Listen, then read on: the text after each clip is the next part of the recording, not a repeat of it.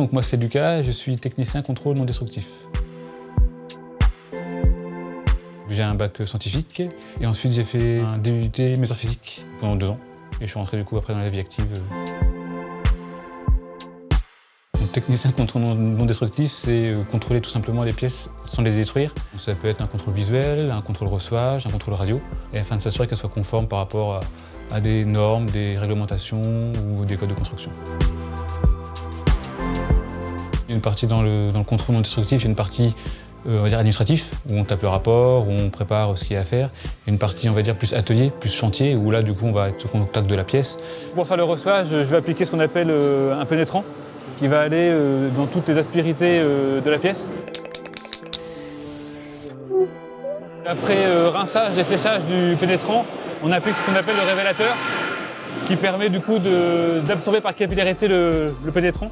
Et si jamais des taches sont rouges, c'est des défauts.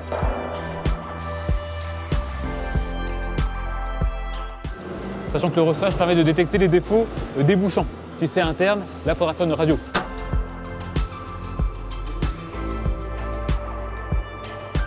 Pour interpréter les radios, il faut être vraiment très concentré et très attentif aux moindres petits défauts parce que c'est vraiment peut-être des tout petits points et si on passe trop vite, on peut passer à côté de défauts qui vont être très graves par la suite.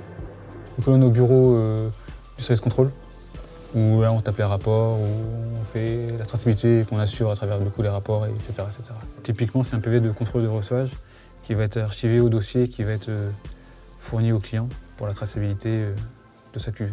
Voilà, donc là, la cuve est prête à partir, elle est terminée, elle est conforme à tout ce qui était défini, cahier des charges, client, réglementation, code de construction, prêt à partir.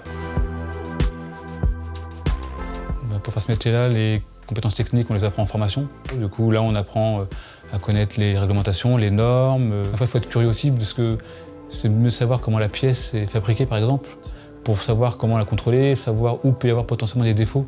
Il faut savoir déjà lire un plan pour pouvoir savoir ce qu'on contrôle, c'est important. Et en compétences humaines, c'est de la rigueur, parce qu'il ne faut rien oublier, il faut respecter des temps, plein de petits détails qui font que si c'est pas bon, il faut qu'on recommence. L'intérêt de ce métier, c'est qu'on voit plusieurs personnes, parce que c'est un échange aussi avec la personne qui a travaillé la pièce, qui a fait la pièce. Ça veut dire qu'il faut être diplomate. Quand la pièce est non conforme et qu'il faut prévenir la personne qui a fait que c'est pas bon et qui doit recommencer, il ne faut pas lui dire du but en blanc et qu'il le prenne, on va dire, plutôt bien.